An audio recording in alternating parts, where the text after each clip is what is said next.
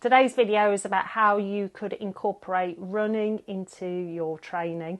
I've actually had this video on the back burner for quite a while, and then at the beginning of this week British Cycling emailed people with their newsletter, and in there it had training program for winter for real life, and what that basically means is now in this lockdown time. And it talks about cross training, and there's a big section about running, and I thought actually this is just what I've been in the middle of doing. So basically the gist of it is it's a perfect example of cross training and has lots and lots of benefits which I'm going to go through, and as a cyclocross rider it's what I do.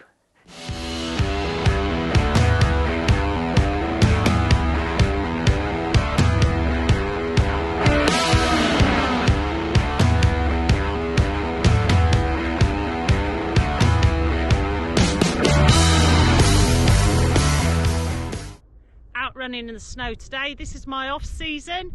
I always run in my off season. In fact, I always keep a bit of running all the time, so I can pick it up easily sort of February, March time. Why do I love it? It's simple.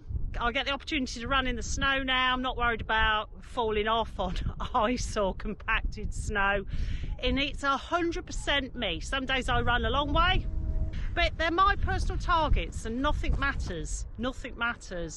And it needs very limited equipment, and it's time efficient, so I can be out for an hour, and that's probably at least the equivalent of doing an hour and a half fairly hard. So it's brilliant, and I see lots of wildlife because I'm not chewing the stem. I can have a look round, so it's fantastic. Running during the pandemic really worked out well for me. I did all my high intensity stuff. In fact, I'm still doing it now on the turbo indoors, so I'm nice and safe, not near anybody, and now I'm avoiding the ice as well on snow, so that's really good. But being able to run across the fields meant I didn't get cabin fever because that was my opportunity to go outside. And the other thing, it enabled me to enjoy and explore my local area as well in a way that I hadn't done before. So it's been a win-win situation.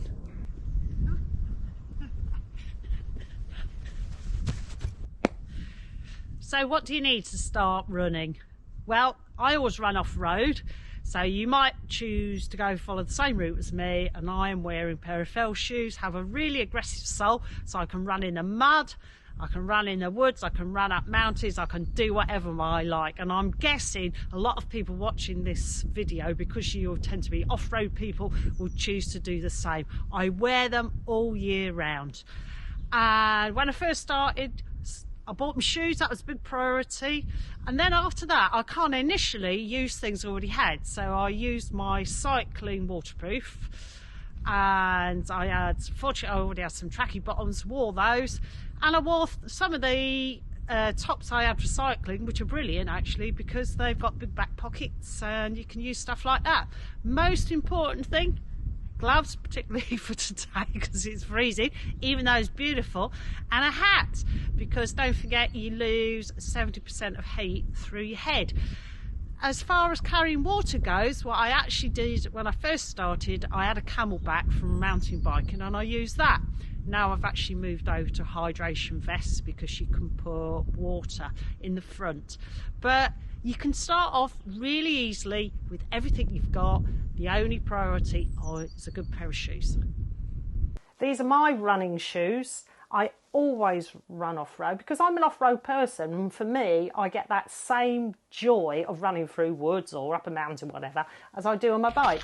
So I have a shoe, an out-and-out fell shoe with a very aggressive sole, as you can see there.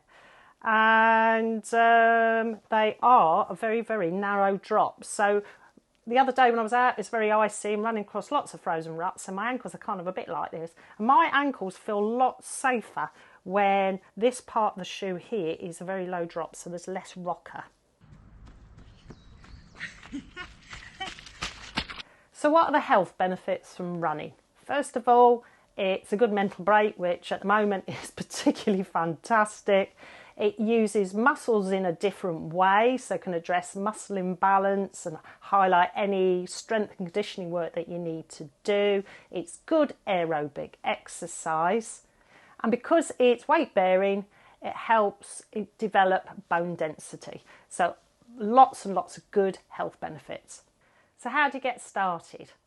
I suggest that you start running for about 10 to 15 minutes. Remember, if you're running off-road, that'll probably be brilliant because that cuts down the risk of injury. And the golden rule normally is you don't increase the volume by more than 10% each week, even if that means you have to do a bit of a combination of run and walking.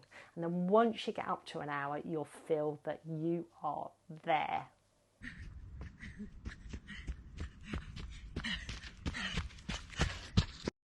If you've enjoyed this video, give it a big thumbs up and consider subscribing. And I hope to see you in the future. Stay safe, have fun.